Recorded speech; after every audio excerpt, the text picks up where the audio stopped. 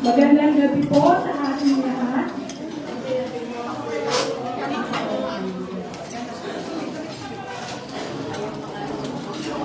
Let us come to the presence of the Lord. Tayo po ay sandali mag-ilay upang ating pagdamahin ang ating pong pananambahan ngayong gabi bilang pagkakala sa buhay at pagdiriwang ng buhay ng ating nanamahal ng ating Holy Parto.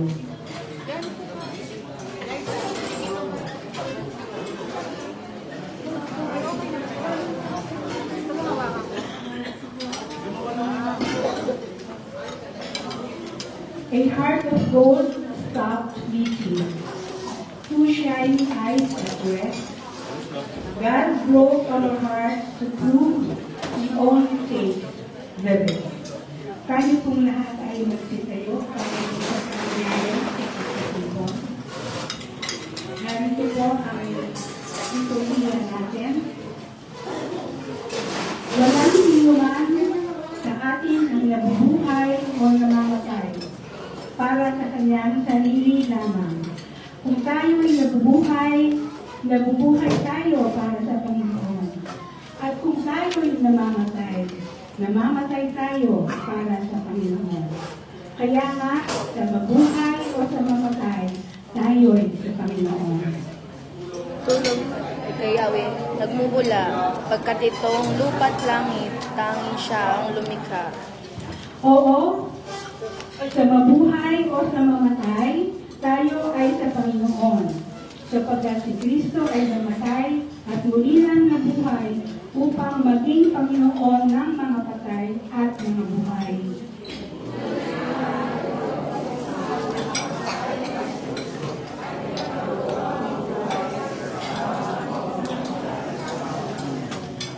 Purihin natin at sambahin ang ating Diyos na ang layunin ay ganap at mabuti para sa atin, na ang kapangyarihan ay nagpapanatili ng buhay ng kanyang nilikha, umiibig sa atin, at nagkaloob ng kanyang gustong na anak, at sa banal na Espiritu na ating patnubay.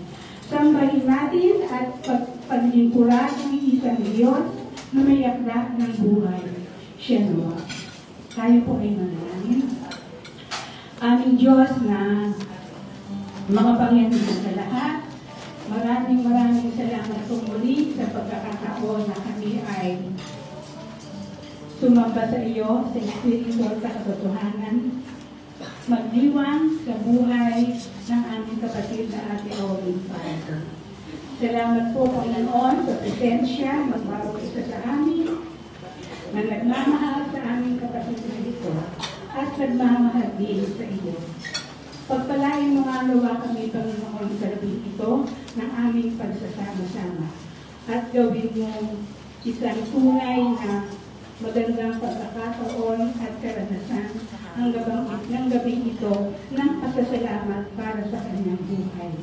Salamat po, Panginoon, at nawa ay mabigyan kami ng kapayapaan at ng comfort, bagamat sa panahon ito ay merong pamimighati. Ngunit alam namin na ang iyong presensya ay magbibigay ng kaaliwan sa buhay ng bawat isa sa amin, lalo-lalo na sa mga mahal sa buhay ng aming kapatid na Aurora Parto. Samahan mo nga nawa kami, Panginoon, at tutusin mo kami ng iyong banal na Espiritu sa gabing ito ng aming pag-aalaala at pagsamba. Sa pangalan ni Jesus, ito ang aming dalangin. Amen. Tayo po ay mga tiling nakatayo habang naawit po natin ang himno ng pagpupuri. Si Jesus ay malamping at tumawag sa iyo at sa akin. Sabi ko ng puso mo'y nagmamatyan, siya'y pusang mag-ibig mo. Lagi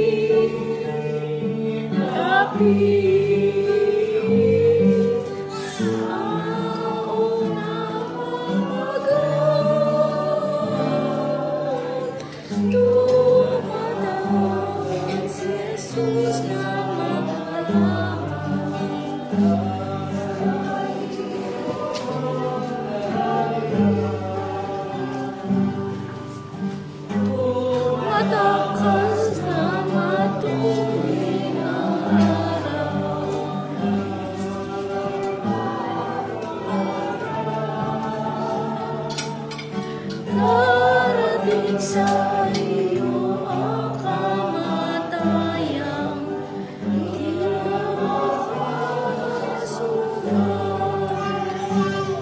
Bakit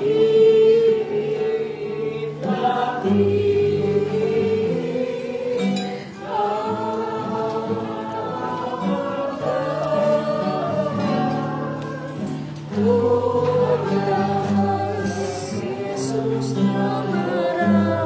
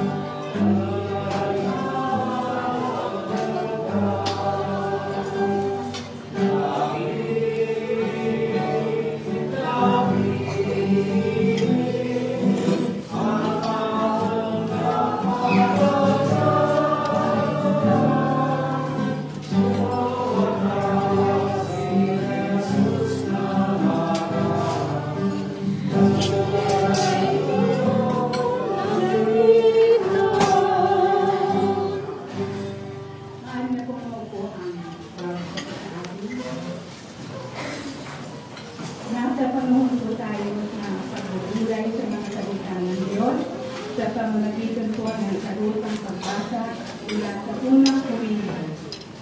Pakinggan ninyo ang liwanag nito, hindi mamamatay ang lahat, ngunit lahat tayo ay babaguhin. Sa mata, kasabay ng huling tunog ng trompeta, ang mga patay ay muling bubuhayin at di na mamamatay. Babaguhin tayong lahat. Sapagkat itong katawang nabubulok ay dapat mapalitan ng di nabubulok at ang katawang namamatay ng di namamatay.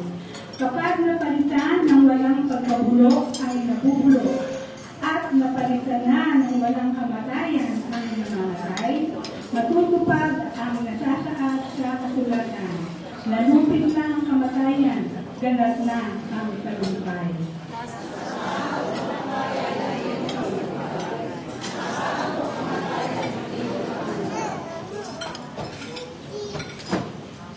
Ang kamandag ng kamatayan ay ang kasalanan. At ang lakas ng kasalanan ay nagmumula sa kahukusan. Magpasalamat tayo sa Diyos na nagbibigay sa atin ng talumpay sa pamamagitan ng ating Panginoon Jesucristo.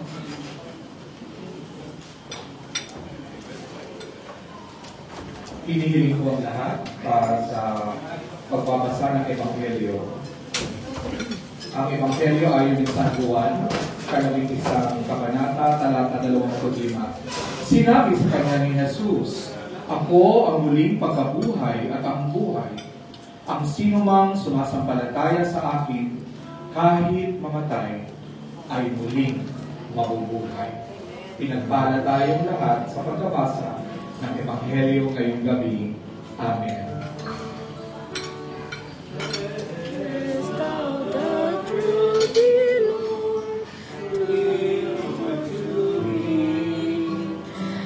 As thou didst bless the bread by Galilee, let shalom on each seas, all feathers fall, and I shall find my peace, my all in all. Amen.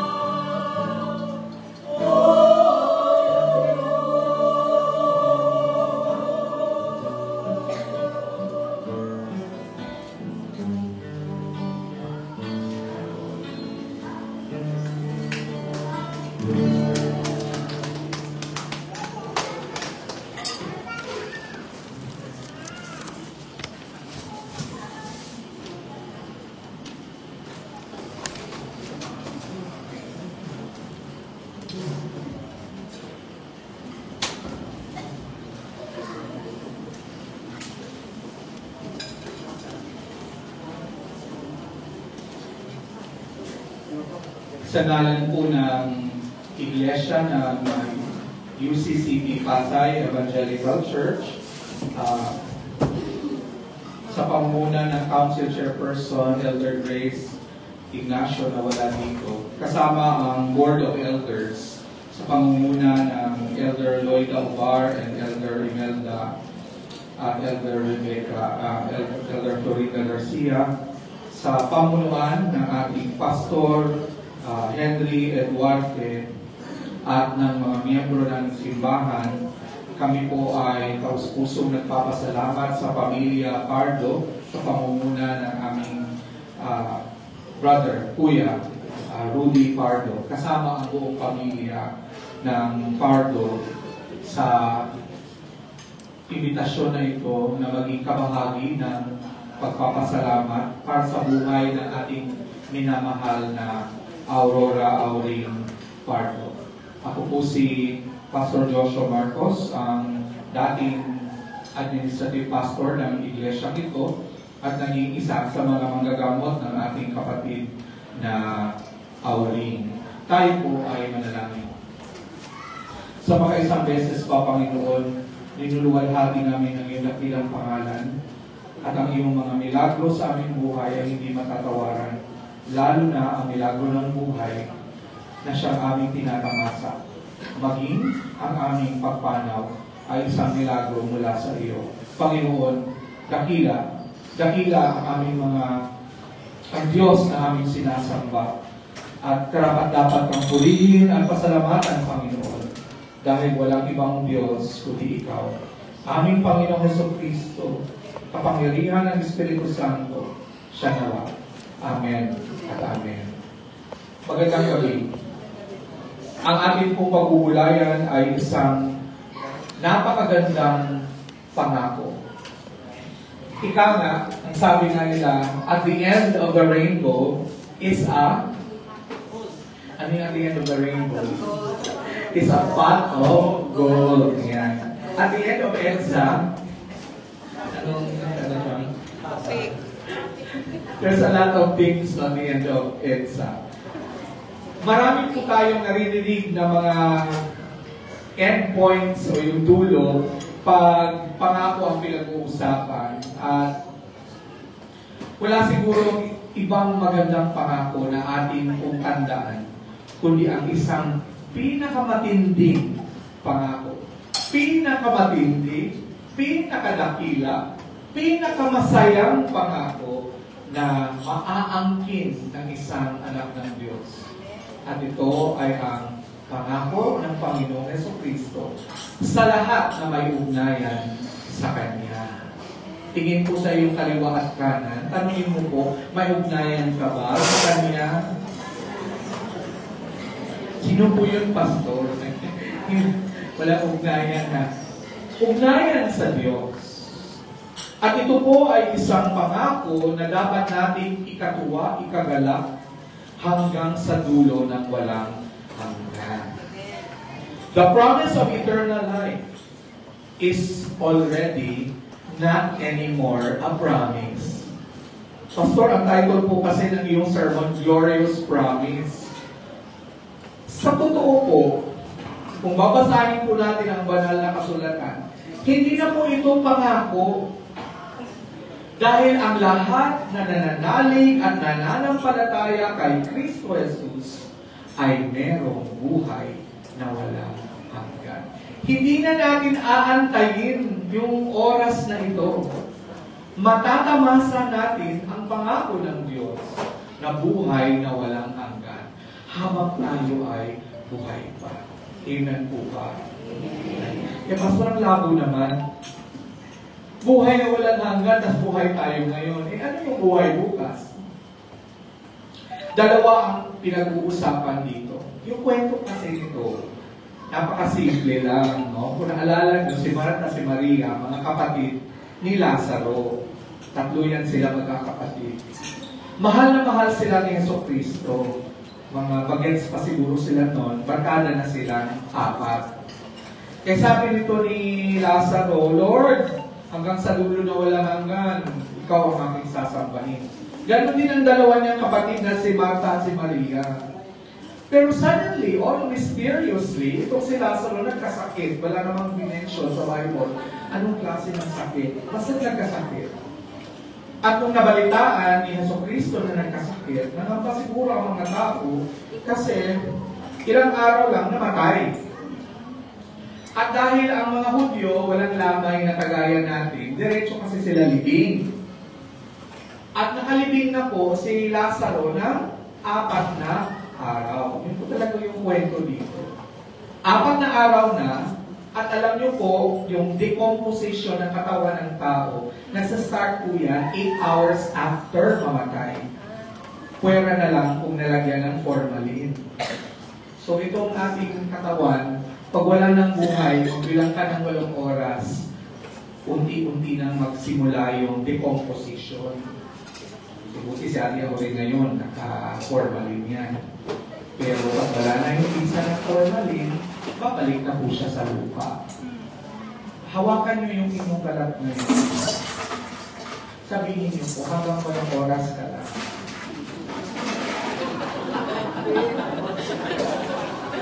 8 hours na po, you will start the day. Balik tayo sa kwento. So si Marta, si Maria, nung nalaman nila na si Kristo pala ay paluwas, excited sila kasi alam nila na mayroong mangyayaring maganda. Sa kwento, tumatakbo po si Marta at si Maria. Sinalubong nila si Jesus. Umiiyak si Marta. Panginoon, kung dumating ka lang sana, buhay ang aking kapatid. Ganon din ang iyak ng isang kapatid. So marami silang mga what if. Sana kung dumating si Lord, maaga, sana buhay pa siya ngayon. Kagaya natin, sana kung tinubo natin si Ate buhay pa sana siya ngayon. O dinala natin siya sa Amerika. O kung dinala natin siya sa ibang lugar na magaling ang doktor, buhay pa sana siya ngayon. Ganon din ang feeling ni Marta at ni Maria noong mga panahon na yun. Meron silang mga what if. Pero, kung napapansin nyo, 4 na araw na po nakahiblay si Lazaro. Ibig sabihin, talagang nagjo-joke si Lord. Kasi kung unang araw at binuhay niya sa patay, pwede pa. Pero ito, 4 na araw ng patay, binuhay niya. Bakit? Nandun po sa Ebanghelyo. Ako ang buhay at ang pagkabuhay maguli. Tingnan niyo po, pangako po siya. Pangako na hindi na pangako. Bakit? Kasi si Kristo ay kasama natin. At dahil si Kristo ay kasama natin, lahat ng nananalig sa Kanya, kahit ganito na ang Kanyang kalagayan, buhay siya pagdating ng panahon. Kaya nga ang tanong, sino gustong sumunod? Amen! Gusto niyo pa bang mabuhay sa isang mundo pawasak na? Na lahat ng sakit, pagdurusa? Sabi nga, ang lupang ito ay hindi natin tirahan. Tayo ay nakatira sa ibang dimensyon. Amen? This is an eternal promise of Jesus Christ.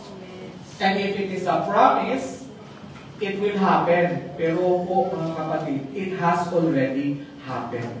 Why? Nakatay si Jesus para sa iyo, para sa akin.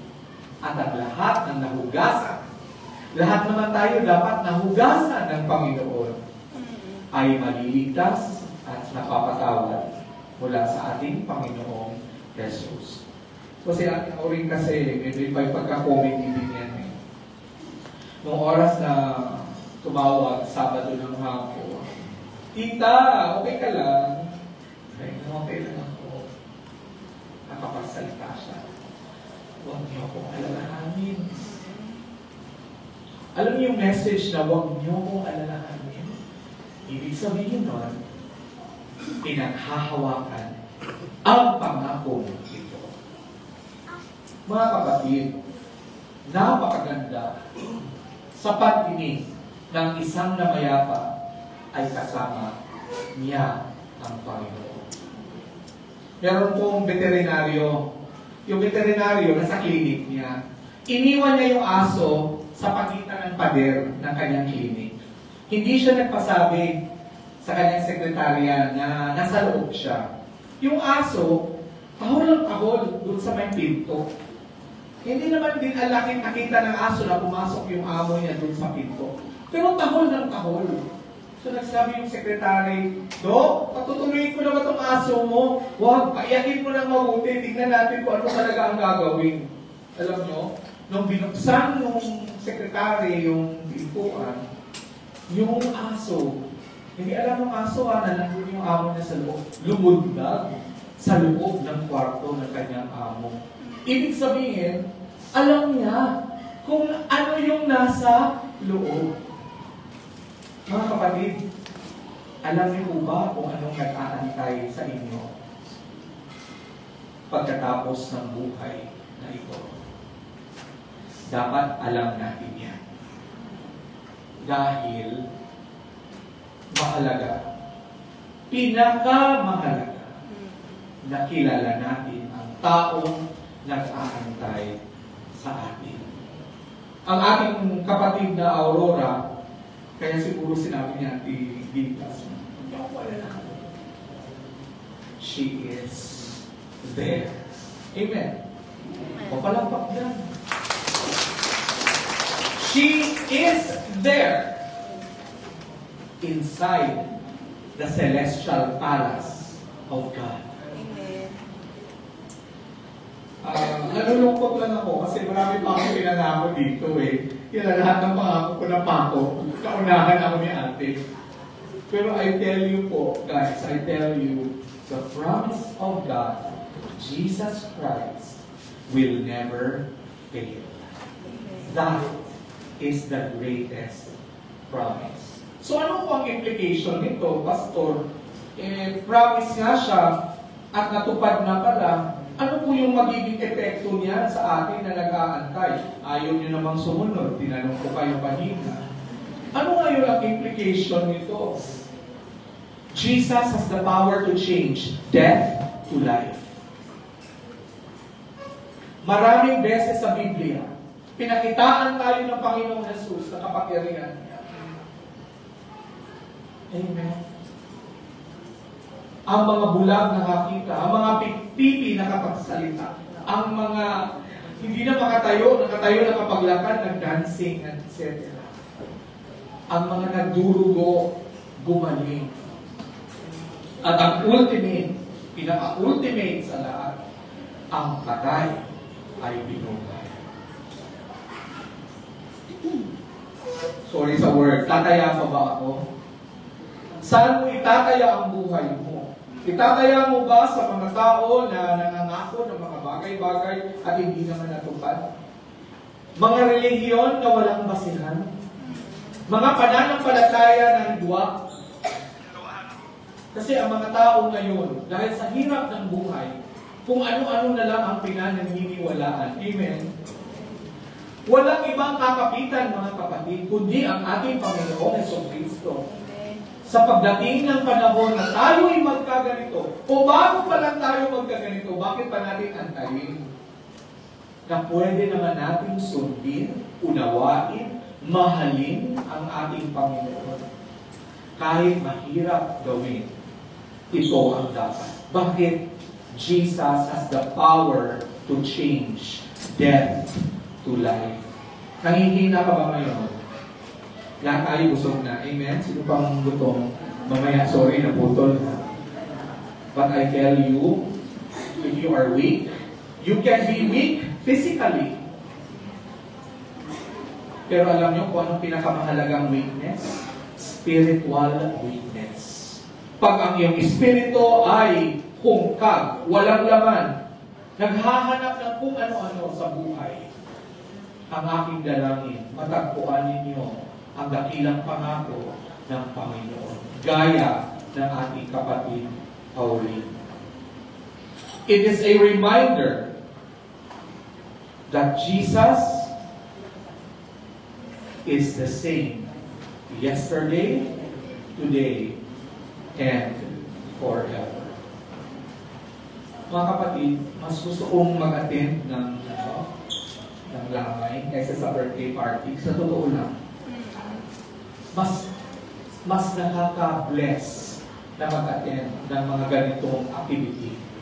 Dahil dito mo mararamdaman ang pagkatao mo at ano ang naghahanda, nag-aantay sa susunod na kabanata ng iyong buhay.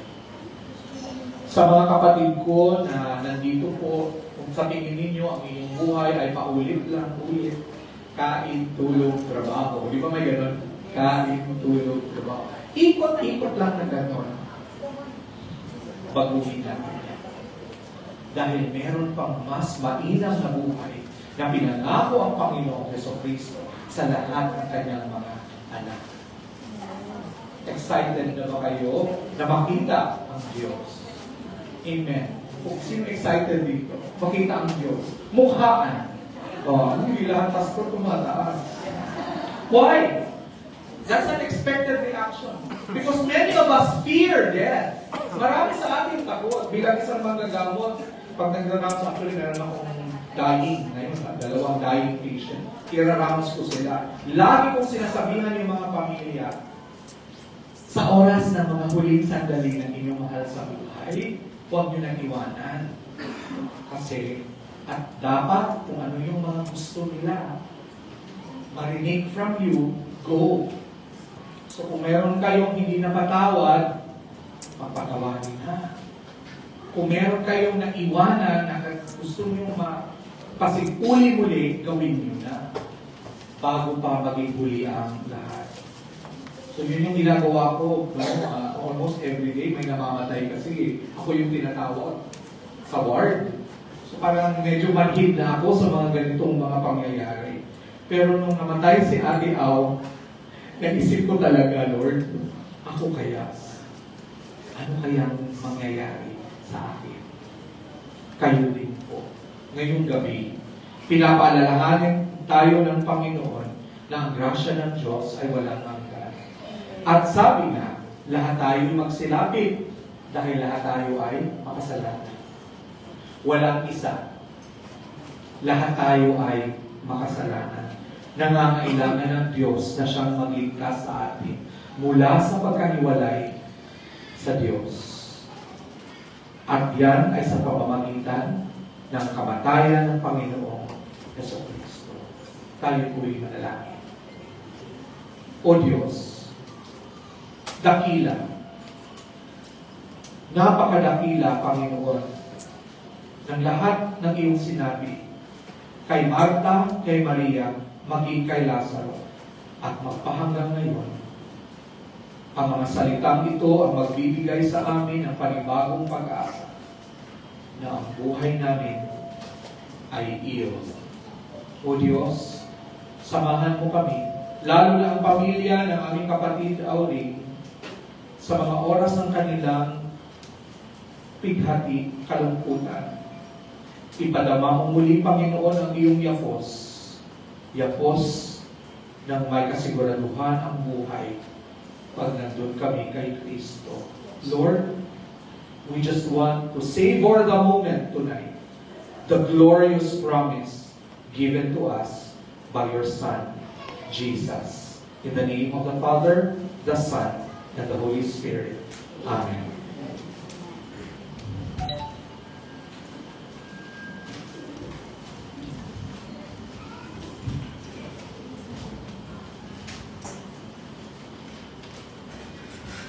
Maraming po salamat, Pastor Joshua.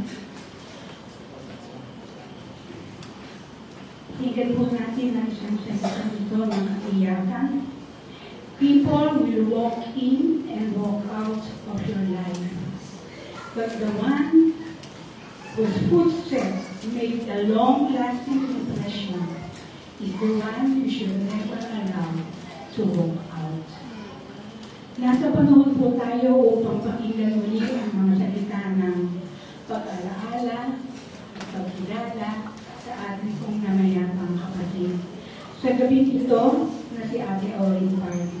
Sa gabing ito ay makakarinig po tayo ng mga salita ng pag-alaala mula sa kanyang mga apo. Simula po kay Rance at si Gaby na mapapanood po natin ang kanilang mga sasabihin sa pamamagitan po ng virtual presentation. Si Rance, si Gaby, at pagkatapos po si Elijah at si Pastora Miriam.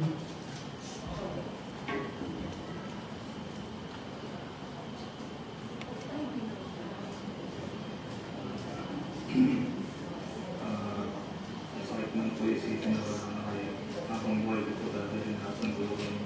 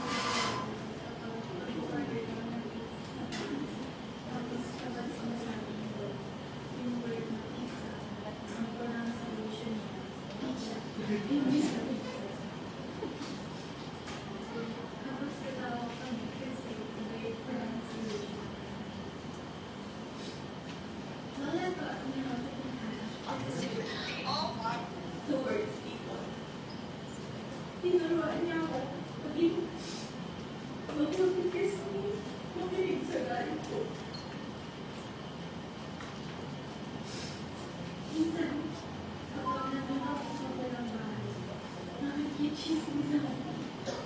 Ay, wala kasama si Casey. Tapos nakikisip ko, dahil lang yung punta.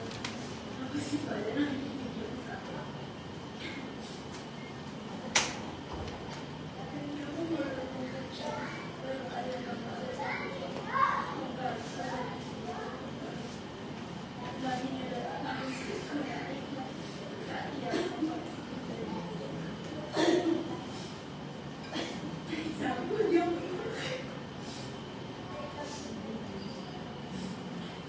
Sorry.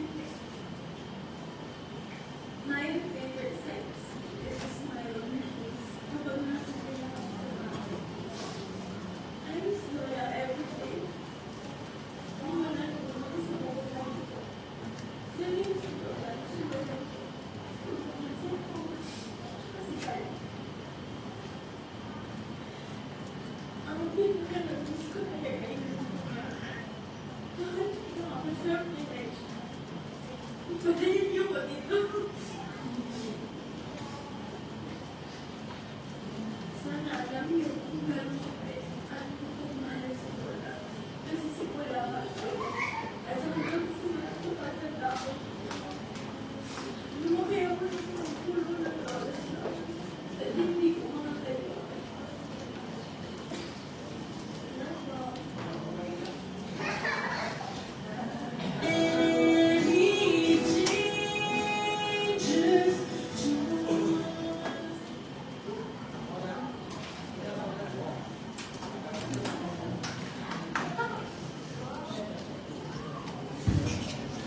So, hello po. Ako po yung sumunod na pangalawang ako na panganay ko ni Lola. Ay, tama na. Basta pangalan mo. Aliana ako. So, ano po, ang ano ko lang po kay Lola is, hindi po ako malungkot, hindi rin po ako masaya. Wala siya, pero parang relieved po ako. Kasi, ilang buwan na po siya or ilang months na po na naghihirap, plus wala po akong magawa kasi kung after ko po mag-duty sa hospital, hindi ko siya mayakap, hindi ko siya maano. So, before po ako mag-duty, lagi ko siya kinikis na goodbye, plus chinichika ko na lang siya before ako pumunta sa hospital para mag-duty, para sa mga nakikichisip, hey, ito nangyari sa akin, ganito.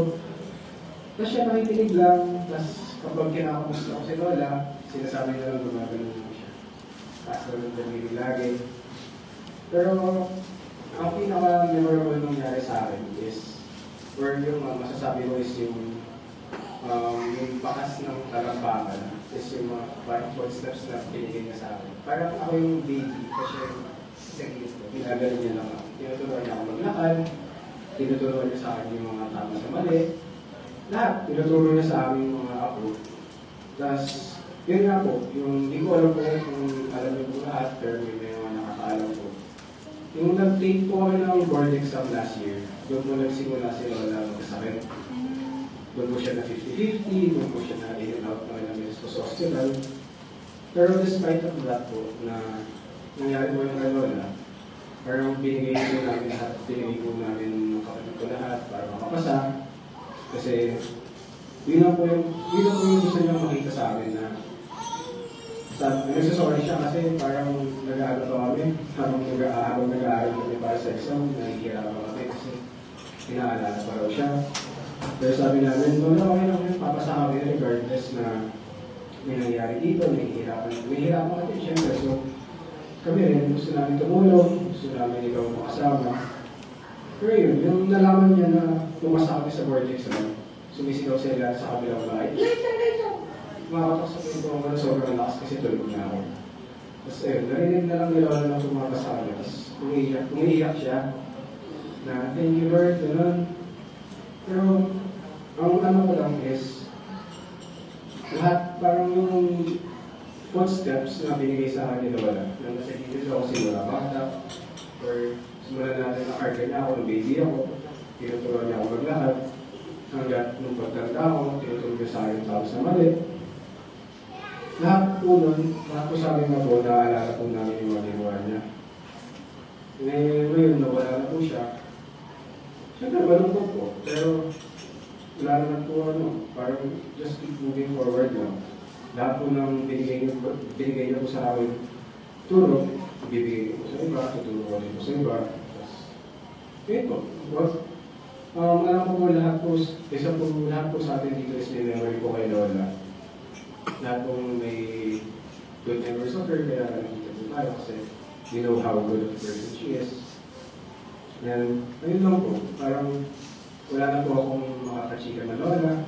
Makulit po ako sa kay Lola, so dalawang agad, chika ko po, kahit tulog pa siya. Wala na rin po akong asal Lola, magpapatapo ako, pero ayaw niya. Pero sinasabi ko, may tatulog siya sa kilay. Tatulog yung kilay. Lagi na sinasubra sa akin, may tatulog naman, di ba't ako bawal lang. Kaya, ayun, wala na po akong wala na po akong mga pero wala na po akong mga asal, wala na po akong mga kachika na Lola. Pero, okay lang po kasi yun nga po, sabi po sa amin, lahat po kami ng mga apo, hindi ko po alam sa iba, pero nung namatay ko si Lola, nag-duty po, before po nag-duty po ako, may bigla akong ilaw na biglang tumato sa akin. Tapos sabi ko parang may masamang parang hindi ko alam kung ano po yun, pero nakatingin ko ako matagal. Tapos yung kay Lele ko, may nakikita daw po siyang butterfly na after ko nung namatay si Lola. Tapos yun po, yung nangyari po kay Lola mismo sa hospital, parang yung ilalagay na po yung tubo sa kanya, tinalabas na po kami lahat. Kami po umuwi, si Mama lumabas na po ng kwarto. Parang ayaw niya po kasi na makita na, ayaw na, kami nakikita siya na nahihirapan. So, yun, parang, just like, parang ano pa masakit pa rin, pero syempre, ano pa rin. Hindi ko naman na-explain, pero ano pa rin si Lola, ayaw na makita kami na nahihirapan siya. So, pinaalis namin para, yun. Kaya thank you po sa lahat na po, and I hope na yung pinigay ko na lessons ni Lola, every one of us, na maaari po sa hearts and lives po natin. Thank you po.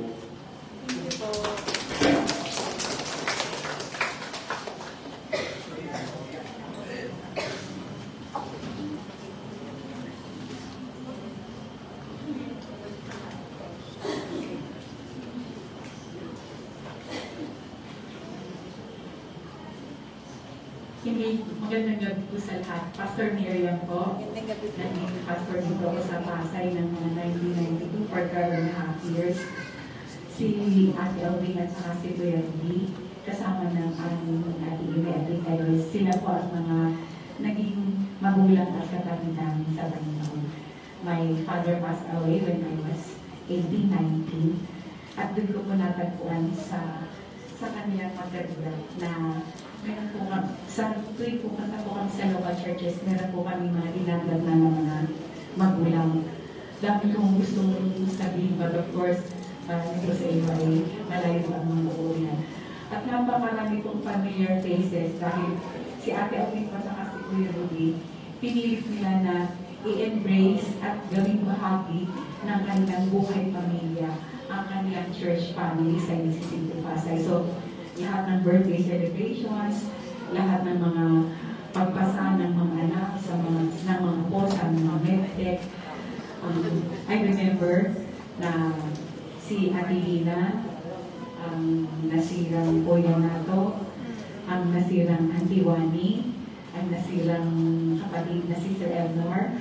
When they passed away, ginawa po ni Kuya Rudy na kaming church pamilya ay bahagi ng lahat ng karanasan ito. At nagpapasalamat po kami sapagkat katulad ng sinabi ni Elijah, lahat tayo na nandito ngayon ay may bahagi ng ating kagalakan na this passing life will forever linger in our hearts. Baka kung meron hindi makaka-attend bukas ng napakaaga na service before her cremation, ako po ang nakatoka doon.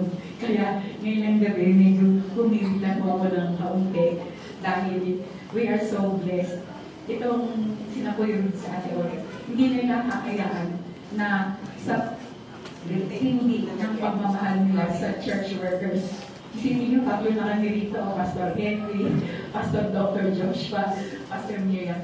But we never run out of the great joy of being with this family in our church family dahil meron po tayong mga pinagsasaluhang karanasan. I'd like to share a few words about cancer, death, faith, and heaven. Lahat na sabi na po ni Pastor Joshua ang lahat ng mga matters about our faith. Pero sa gabi ito, gusto ko lang magbigay ng ilang mga statements that would allow us to reflect what is death really all about, what is faith all about, what is cancer. Dahil meron po isang anonymous writer ang nagsabi, and let me quote, "Death is transformed from a monster to a minister." Di ba sabi nito, sino gusto sumunod? Walang gusto. Kasi monster ang tingin natin sa death. But suddenly, Ate Aureen's death becomes a minister, a ministry to all of us na nakikinig dito. What at first seems to box us in. Box po itong pinaglalagyan niya eh. Nalala ko yung anak namin na bunso na lumaki sa Pasay. Di syempre po, lagi maraming patay na nakikita. Sabi na, mama po na siya sa nice bed. Ang tingin na sa coffin ay napakagandang na, it's a nice bed. Dahil tipong may unan, parang ang sarap-sarap na mahimbing matulog. And I was, kanina yung iniisip ko, it seems to be a box, but it is a beautiful place to rest. What at first seems to box us in, frees us to go to God. Ito ang paraan para tulong tayo dito dahil malala na tayo makakapunta sa Panginoon. Death is often referred to as a departure, when actually for us believers, death is an arrival. Nandun na siya sa kabila, dumating na siya. It's a matter of whose perspective we are in. Tayo dito, umalis siya. Pero lahat ng mga nandun, just waiting for her arrival. That's why it's so beautiful, Pastor Joshua invited us to clap kasi, yay! Dumating na, di ba? Pagkaano, meron pa tayong mga welcome, pagkaano dumating. She has arrived. She is safely home. Death is the doorway by which we can leave the limitations and pains of this existence and enter into the heavenly realm. Only death can give us the gift of eternity. Hindi pwede bigay sa atin eternal life dahil sinabi nga ng Panginoon ako ang buhay at ang pagkabuhay na muli. Si Dwight Moody po ay isang napakahusay na evangelist. He was a man of God. And he said these words, "Faith gives us living joy and dying rest." Pag tayo ay nabubuhay, kagalakan natin ang manampalataya. Ang sarap po talaga ng feeling na we belong to a church family o sisimba tayo, nararamdaman natin ang presensya ng Panginoon, mapapadaan tayo sa mga churches, mga antanda. Anything that has something of spiritual value, living joy, at ibibigay sa atin ng pananampalataya. But the paradox and the equal joy is that faith also gives us a dying rest. Nagkukwento si Vitas yung aming mga last moments na kakusapan ng pastor. Pero nung sinabi niya na yung nag-struggle si Ate Owen, kasi parang marami pa siyang gusto mong sabihin, marami gusto pa niya na very, yung mind niya ay, gising na gising siya. Pero nung sinabi ni Vitas na, Mami, pahinga na kayo, pahala na po kami, and ginagawa pa yan si Daddy. So, alam mo yung language niya, tapos pumikit siya ng dahan-dahan. Because he has faith. Faith has given her the dying rest. So what is this faith that we are all talking about? Pastor, thank you for telling us. Masarap umaten sa mga birthdays. Pero dito sa ganito mga house of mourning, nung na tayo ay nakikibahan, dito natin talaga narinig ang things that would matter most in our lives. Things of value, things of eternal value at that. Because faith rests on God. Faith receives from God. It relies on God. Our faith realizes, yes, God, andyan ka. And it rejoices in God. And it reproduces His life and character. Kasi, si Ate Alvin at saka si Kuya Rudy, sila rin yung mga taong ayaw magsasalita. Pero pag binigyan niyo po ng assignment sa church, kahit na mag-liturgies, kahit na mag-sermon, alam niyo na gusto-gusto nila. But now, Ate Alvin's death and glorious entrance into eternal life is her pulpit. Ito ngayon, ang pulpito ng kanyang buhay na yung hindi niya na magagawa sa kanyang pagpikit, wala na siya sa ating kapaligiran. Pero ngayon, her death is talking to us. Death has a language that speaks not to the dead person, but to us who are living. Tayo na nakikinig ngayon. For as long as we have life, this is what faith does and must be for us all. Hindi si Pope Francis. Pope John the 23rd, he passed away in 1963. Pero gusto ko kong alalahanin ang kanyang sinabi na maglilingre sa atin ngayon. Ang sabi po ni Pope John the 23rd, do not walk through time without leaving worthy evidence of your passage. May I repeat? Do not walk through time without leaving worthy evidence of your passage. Huwag naman parang hangin ka lang na parang aso, parang sinabi, di ba yung parang pasikat ng araw, o damo na ito yun. Kinakailangan, our lives should matter. Na matatandaan ng mga tao, dumaan tayo sa kanilang buhay. And I believe, Kuya Rudy, the family, the children, yung mga apo, tuwan-tuwa sila. Saan ba kayo nakakita na parang 3 row itong ano? Kasi yung iba minsan, ilang tao lang ang doon. Parang, uli lang dahil nawala. But this is a great rejoicing.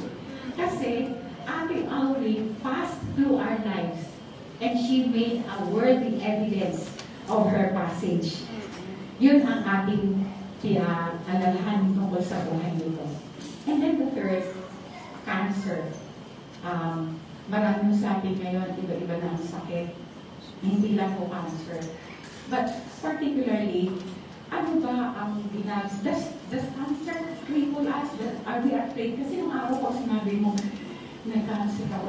Doon ka na, sabi ka, sure na dead ka na talaga.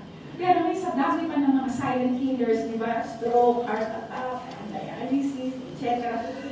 Any aksidente, kahit ano, when it is our time, when God says, come home, akin ka na.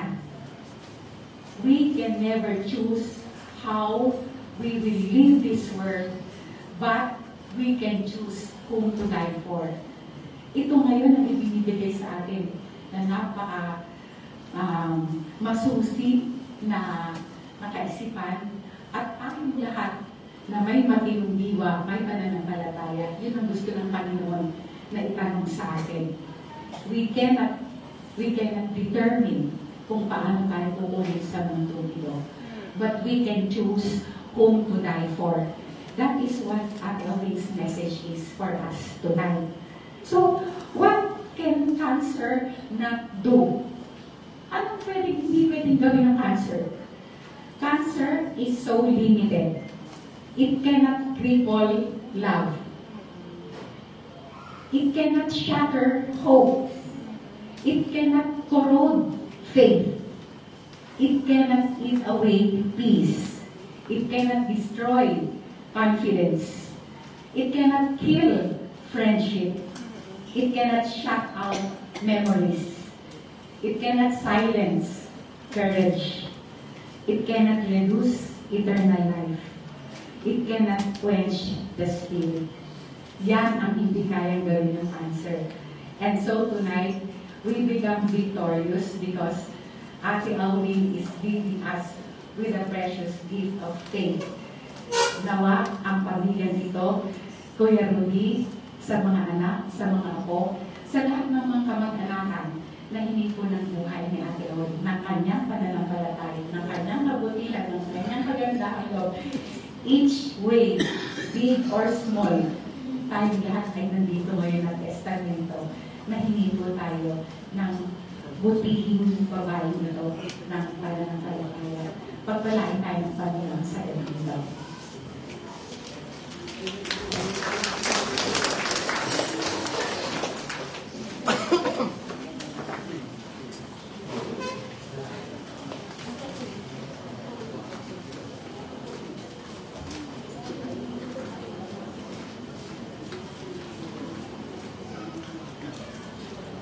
Sa bahaging ito, inanyayahan ko po ang pamilya na magsilapit upang ipanalangin.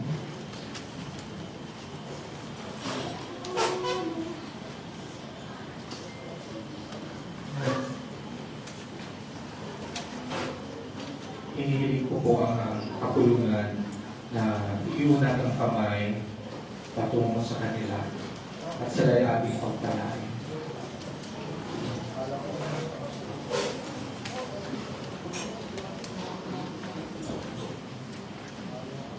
O Diyos ng aming buhay, may pagluha, may kalungkutan, may pighati, may kirot, may panghihinayang,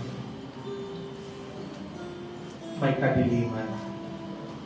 Sa mga oras na ito, hindi namin may pagkaila, Panginoon, ang aming mga nararamdaman, pangungulila sa paglisan ng mahal namin sa buhay. Panginoon, lubos mong nauunawaan ang aming mga damdamin. Lubos mo, Panginoon, nauunawaan ang aming mga hagulgul dahil naranasan mo rin ito. Panginoon, inihiling namin ang iyong pagkalinga para sa buhay ng aming mga kapatid na nandito, sa mga naiwan ng aming kapatid Aurin. Panginoon, patatagin mo sila, ni Kuya Rudy, yung mga anak at mga apo, at ang lahat ng mga nagmamahal sa kanila. Yes. Panginoon, patatagin mo sila ngayon. Yes, Lord. Dagdagan ng kalakasan hanggang sa araw na maidala namin sila na Aurin, ang aming kapatid na ito sa kanyang huling hantungan. Yes, Lord. Lord, ingatan mo sila kung meron man silang mga karamdaman ngayon. Pagalingin mo sila, Panginoon. O Lord, pangako mo na sa kabilang buhay, wala na ang mga sakit, Yes, Lord. wala na ang kamatayan, wala na ang kalungkutan, wala na, Panginoon, ang pangungulila. Dahil kaming lahat ay magsama-sama sa dakilang kasalan na magaganap. Panginoon, pansamantala, aming itinatalaga ang aming buhay sa iyo. Hindi namin alam ang itinakdang oras namin. Gawin kaming handa lagi. Sa laging-lagi, Panginoon, handa sa oras ng iyong pagtawag sa amin. Panginoon, maraming salamat sa mga nagsipagdalo ngayon. Nawa kaming lahat ay nabiyayaan ng iyong dakilang salita. Sa bawat karanasan, sa bawat sinasabi ng banal na kasulatan tungkol sa aming estado bilang iyong mga anak, habang kami nabubuhay, ang aming puso, isip at buong buhay ay nagpupuri sa iyo ngayon dahil nagtagumpay na ang isa naming kapatid. Dahil sa iyo, Panginoong Jesucristo, inaalay namin ang aming buhay. Lingapin mo ngayon ang buong pamilya sa mga oras na ito. Ito ang aming samot dalangin sa pangalan ng aming Panginoong Jesus. At ngayon, mga kapatid, tayo na pinagtitipon ng Panginoon sa dakong ito Tanggapin natin ang kapayapaan mula sa ating Panginoong Jesucristo ngayon at magpakailanman. Amen at Amen.